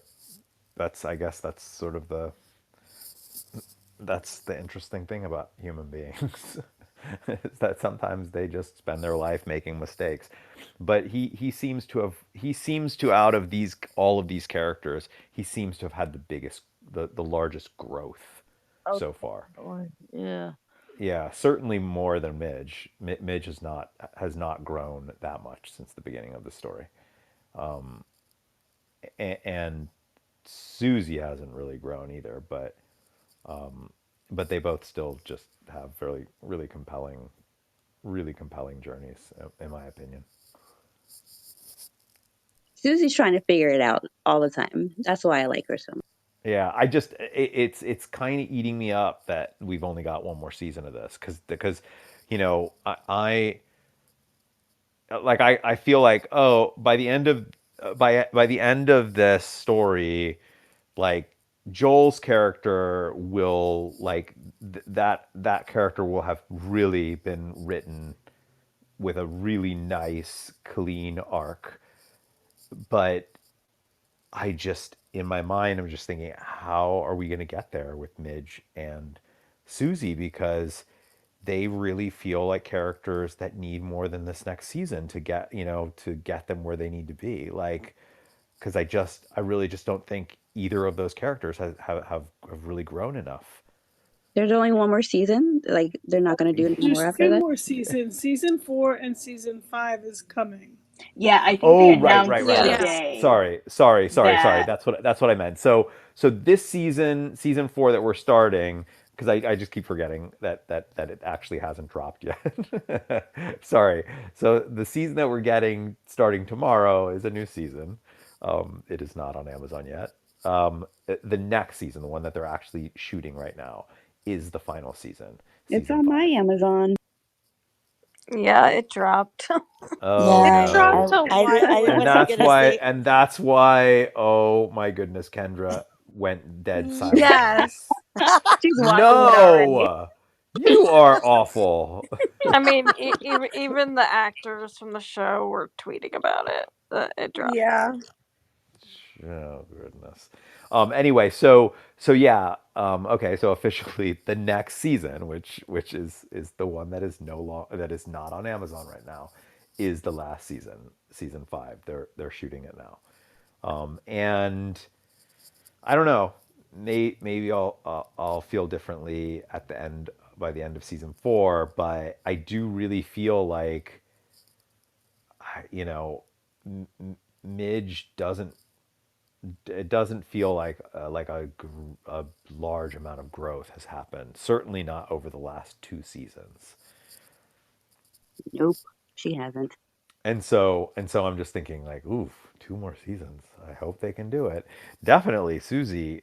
I like as a character is like not in a bad way. I just sort of feel like we're just it feels like we're just getting to the midpoint of the Susie character. I feel like the Susie character is just starting to get like really, really interesting, with how she's expanding her career, she's expanding her client base, she's getting into gambling. It just feels like that doesn't feel like something that happens in like the second half of a character's journey. That's usually something that happens before the midpoint of their journey. So, Well, do you? so Oh, sorry. well, Do you, there's a part of me that's just a little bummed that we're only getting 5 seasons, but I get it. It's. Yeah, do you think I, although that? I mean, Susie's growth is going to come not just from dealing with her gambling problem, but I mean, face it, she's got two clients she can't control. well, I think she only has one now. I mean, do you think that she's still with so I don't think so.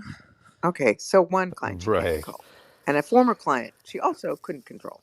But also, I mean, that that insurance fraud, that's feels like that's gonna come back to haunt her. Like that Well, doesn't everything seem does, that doesn't seem like a joke. Like when that was I mean, it certainly was presented in this episode as kind of a little bit jokey, but that was serious what they did there.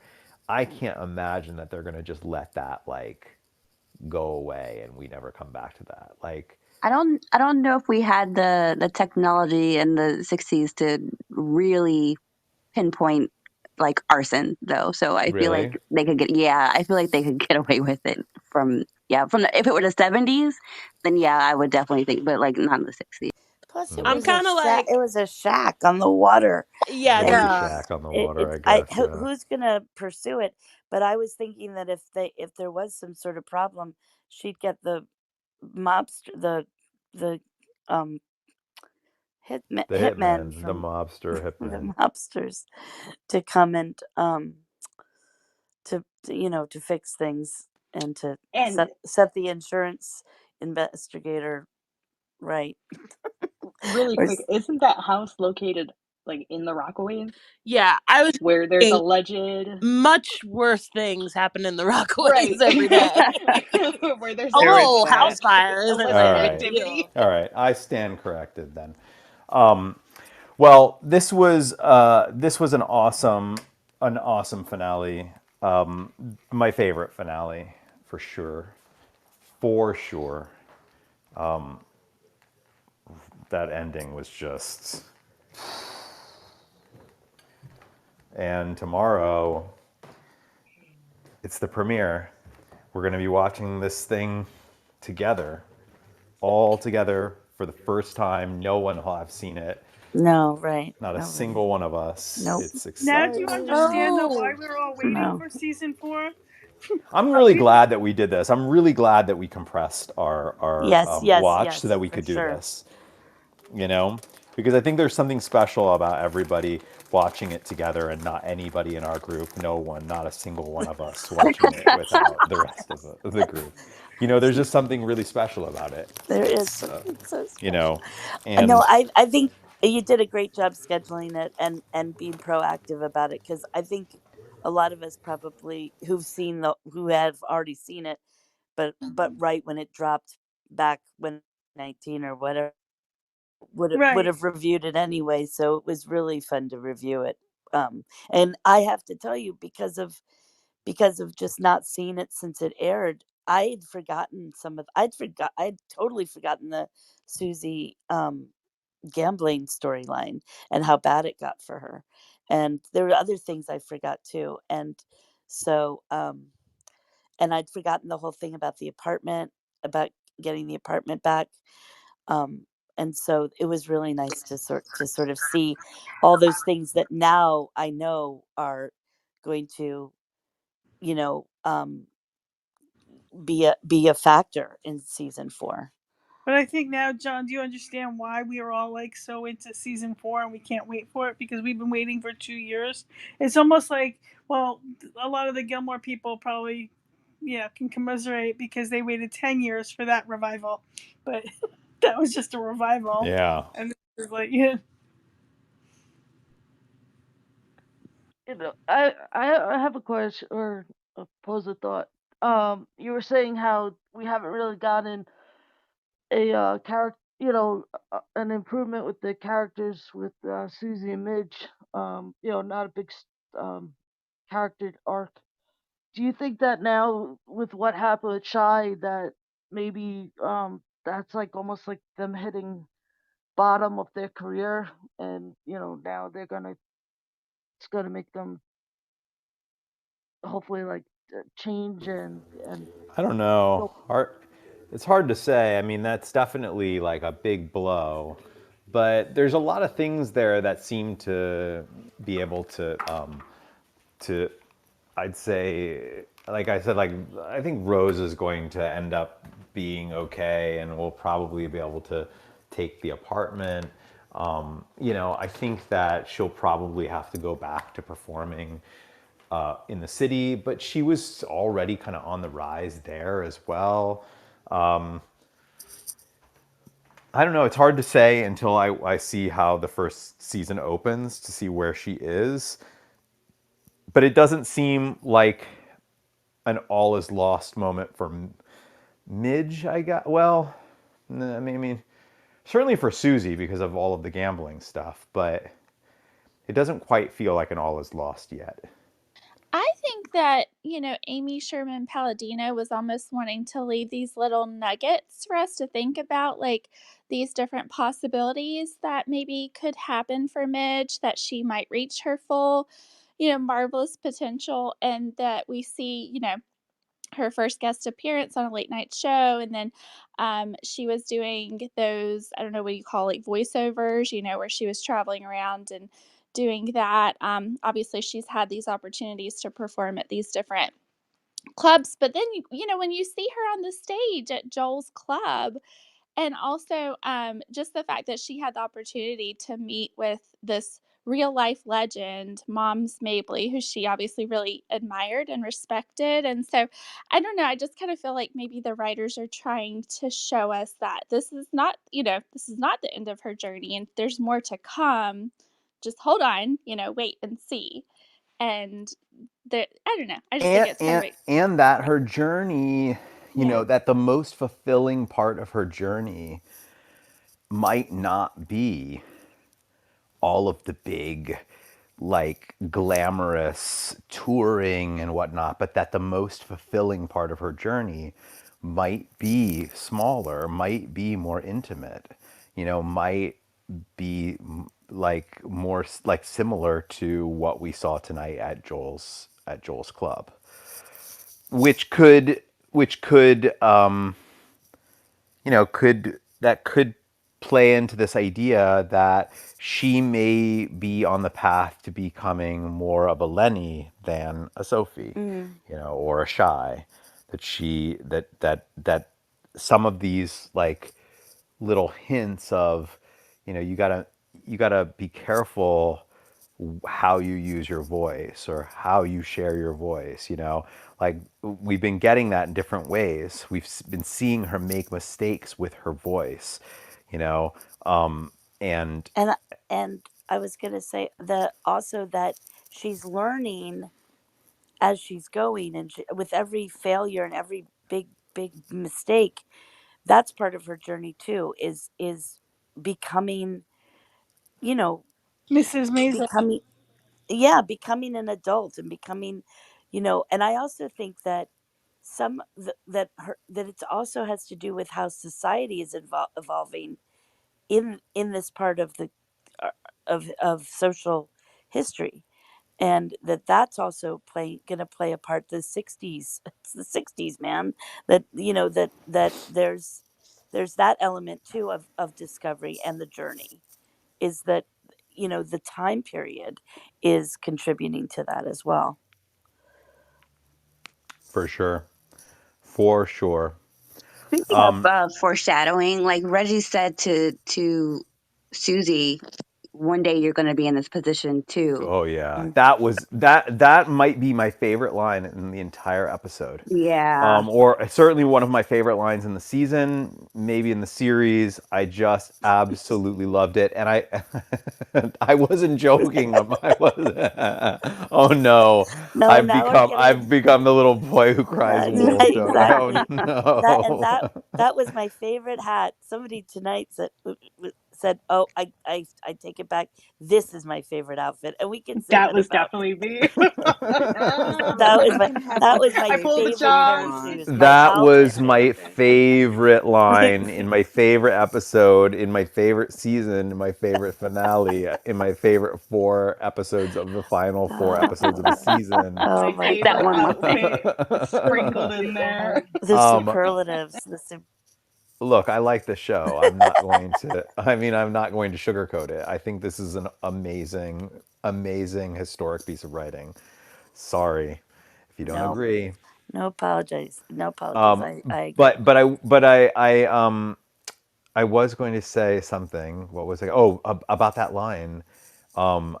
And that's what I was saying. Like, Reggie looks, in that moment, he looks a bit apologetic. Like you can see that it's not Reggie who decides, because Reggie makes a lot of those hard decisions, and he was portrayed as a real hard ass who, like, excuse my French, but that he was really portrayed as a real tough guy, that like that is, kind of fiery, like, meaning like he kind of likes to fire people, but you don't get a sense that that was from him, and you sense that he feels for them, that he understands that it's a mistake, it's nothing he can do, and you could almost sense like Reggie was like kind of emotional when he said that to her, not specifically for her, like that he was sad for her, but it was like you could just see how tired Reggie is of all of this, of all of the work that he has to do to protect Shy. It's a big burden for sure. And Yeah. I'm wondering when Susie's gonna have this moment and have to do something like this, because that's gonna. But I will say though that that's an interesting take though, right? Like he's like, you're not coming on tour with us, like, goodbye. However, she's gonna be famous. She's gonna be famous, and you're gonna be in my position, Yeah, yeah. because that is what he's saying there. He couldn't possibly be saying that to her if he thought that they're just, like a flash in a pan. Like he knows that Midge is extremely talented. He knows that her act, even there at the Apollo, was a strong act. It was not appropriate, right? He knows she has talent and she's going to be famous, which I guess kind of might be in conflict with where I hope that it goes with her, because I would like for her to be more of a Lenny than a big famous star. I don't love the idea that like all of this that we go through does end with her playing the Copacabana like in her on her terms. I would like for there to be some grit to her life that I would like for her to have been deeply affected by like by good influences throughout this story, that because that to me would be the growth of the character. Like if she just keeps on doing what she's been doing for these last 2 seasons and then she gets to the Copacabana through just lots and twists and turns and stuff, I don't think that will be satisfying for me. Yeah, I hope she gets there like sometime towards the later part of the next season, and then she goes past that. Like that shouldn't be the end. Yeah, I don't even know. I guess that it makes sense that she would eventually arrive at the Copacabana. I just hope that it's in a way that we wouldn't expect and that she wouldn't expect. And I do hope that like it's not in the it doesn't look like what she saw through that porthole from the kitchen, when she was like kind of had that like fantasy of herself up there on the stage. I just hope that it's not that. Like I hope that there's something more interesting than that. Mm-hmm. I agree. What do you think, Diana? Shelley? I don't know. Shona? It's late over there on your side of the world. It is late. I'm going to let folks go to sleep. I am gonna head out myself. This was a fun night. Tomorrow is going to be a fun day. We've got a lot going on. Get those hats out of those hat boxes. Get those recipes ready for Twitter. Get the vermouth out. Whoa. That's pretty serious. Or the um, Saint Germain's. Old I, Yes. fashions. Yeah, get some amaretto out like And stat. wait, Okay. vermouth and now amaretto. I feel like those are two sides. Oh, yeah, one is a chaser of the other. True. Uh, I'm sorry. I was just gonna say, like, I was zoned out for a second because I was just typing in Discord. I have to give props to Hunter for pointing out that at the Apollo, those dancers were the Nicholas brothers. Um, and I was like, wait, why does that feel familiar? I'm a tap dancer, so I was just like, hold on, I have to know this. And so thank you, Hunter, for letting me go on a little bit of a deep dive to No Wikipedia, problem. because I was like, why do I know these guys? And like they were very, very, very famous tap dancers of the time. So Yeah, I I thought was that geeking too. out. But is fact because the age that I was thinking that too, except for their age doesn't mind because maybe, yeah. they were and those boys look like teenagers. I don't that they looked very very young to me. So I thought about them too. I I mean, thought I maybe just that's appreciate the attempt at like throwing in some famous cultural figures of on course, the Yeah, of vortex. course. they were definitely young for the time period, but they did start out and continue to perform there all the time. So I felt like it was definitely a nod and a throwback to them. Yeah, a nod to them, Yeah, and sort of, and also sort of a showing that a night at the Apollo was not just one thing. It It was was a a lot of variety show. Yeah. yeah, yeah. I also appreciated that they had Shy have the dancer on stage because that's still a very, very like Black culture thing to have a, a classically trained dancer kind of open for the main performing act, singer Mm-hmm. act. So I love that. If anyone saw like Beyonce's, homecoming thing for Coachella, whatever, she had that as part of the act for that too. Like, I appreciate that they put those little things in there that were. Yeah, on Google it says the Nicholas brothers were an opening act at the Apollo in the 30s and 40s. So you're probably right. This was just a nod to them.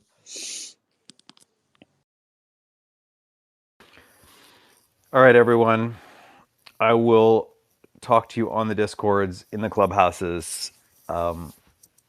We will see each other again tomorrow for The Marvelous Mrs. Maisel, Season 4, Episode 1, and Season 4, Episode 2, and some cocktails, and some Some Hats. hats. hats. I'm excited. Yeah. Hashtag vermouth and amaretto. I feel like that should be. Hashtag, Hashtag. hashtag mix vermouth with amaretto. Oh, And that sounds horrible. It'll be on It your I'm sure does. brain. somebody has done. I'm sure somebody that's has a done wait a it. second. That's called a funky monkey. Is Ugh. it? Is it really?